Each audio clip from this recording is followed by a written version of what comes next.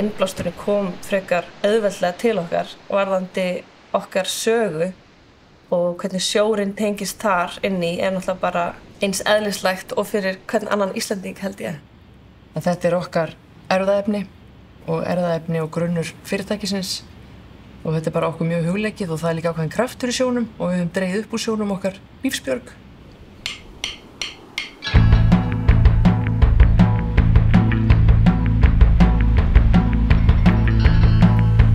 Þegar við vorum að byrja þetta ferli að þá kem ég og geri svona ákveðin moodboard. Þá erum við að vinna í rauninni með fánulitina en svona tóna af bláum svona til þess að ná ákveðin svona dýpt í sjónum.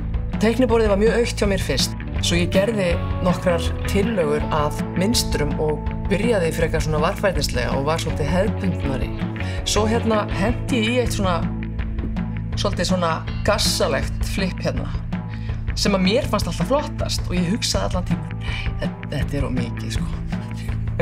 Svo ég gerði tilraun á mínu heimilisfólki, kamdu velja og þau öll bara þessa bláu, ég vil þá, núna, alveg. Það var rosa fyndið. Og sömu viðbrögð í rauninni koma hér að það var bara blái sjósokkurinn, ekkert kjaftaði.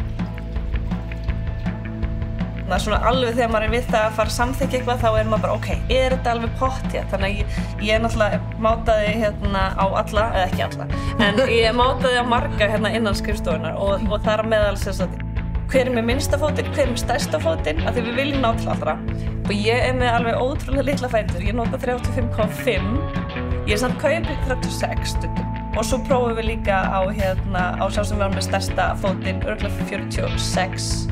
Og hvort það hafi verið Kjartan, og en líka bara gaman að sýna þeim í ferlinni, þú veist bara hvað við erum að gera og allir voru ótrúlega spenntir fyrir þessu, fannst þau bara geggjaðir sokkar.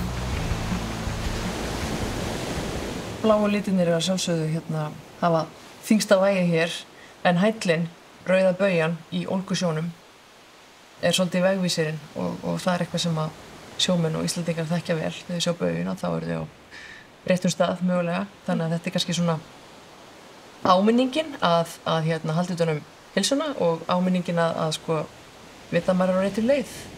Þetta svolítið eins og að hnýta hringinn að halda utan einhvers annað eins og hafið gerir. Það heldur utan og við erum að sækja það.